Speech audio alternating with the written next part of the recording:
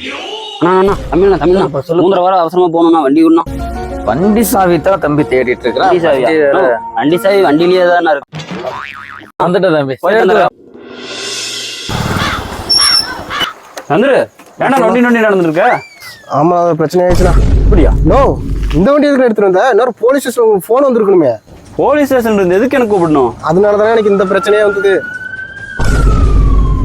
ஆமா போலீஸ் ஸ்டேஷன்ல இருந்து கூப்பிடுறானுங்க. ஹலோ சரிங்க சார், நான் வரேன் சார்.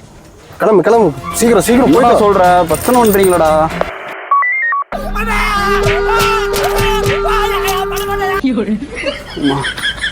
ஆமா அண்ணா அடி ரொம்ப பலமா?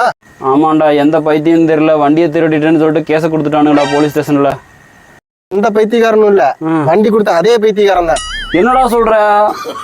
அவனுக்கு மெமரி லாஸ்ங்க. அரை மணி நேரத்துக்கு ஒரு டைம் அவன் மறந்துகிட்டே இருப்பான். அதான் வண்டி சாவியை வண்டியிலேயே வச்சுட்டு வெளியே வேற தேடிட்டு இருந்தானா? ஆமாண்ணா, அதனாலதானே வண்டி கொடுத்ததே மறந்துட்டு போயிட்டு போலீஸ் ஸ்டேஷன்ல நம்ம மேலே கேஸ் போட்டுட்டு இருக்கிறான். சரியா போச்சு. ஏன் தம்பி நடந்து வரீங்க? வண்டி வேணுமா? வண்டி ஏன் இப்படி ஓடுறானுங்க?